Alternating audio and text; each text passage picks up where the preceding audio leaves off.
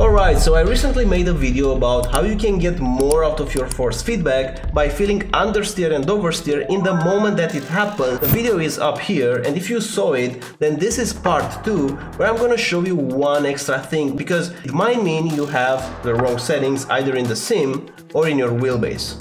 So once again we go to this free track, the centripetal circuit. You can find it in iRacing. It's a free track, you don't have to buy it. To make things a lot more obvious and to make sure you're not having some wrong settings, add this overlay like I did here. You can find it in iRacing settings. This F slider will increase when the grip levels are increasing, and conversely will decrease whenever you're losing grip. So now if I'm going into a lane, I will try to spin the car on purpose, and I want you to watch this slider. When I will lose rear grip, the slider will instantly almost go to 0. It won't reach 0, but you will see an instant loss of grip because I will instantly feel the force feedback lighter. The wheel will feel a bit lighter, and if I will be able to recover from the spin, then you will see that the F slider will increase because I will gain that grip back.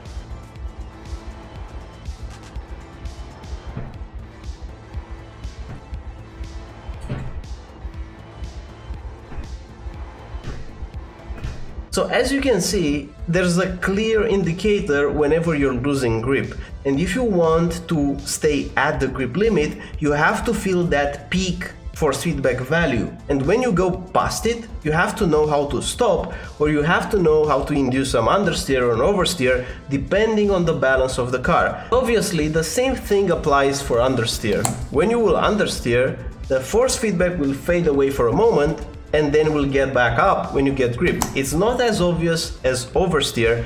That's why a lot of drivers have issues dealing with understeer, because it's not very obvious. But still, if you practice this drill, you'll get better at recognizing understeer before it happens. So for example, right now, if I will understeer out of my lane, so I'm picking up some speed, and at some point in time the speed is gonna be too high and I will understeer. Look at the slider going down, and now after this, it's stabilizing, it's going higher again. It's a subtle thing, but you can clearly feel it in the force feedback. And as a last tip, you can start with this and tweak your settings accordingly if you can't feel this or you can't see this in the F slider. So what you want to do is to open the black boxes from iRacing and arrive to graphic adjustments right here, and you will see something called FFB max force. If you click on this text, it will change the type of value. So it measures in two different ways. The easiest way to do it is to put it in Newton meters and to make this value go lower. So if I click here on the right part, you see the value is getting lower. And what this means, it's making the force feedback stiffer.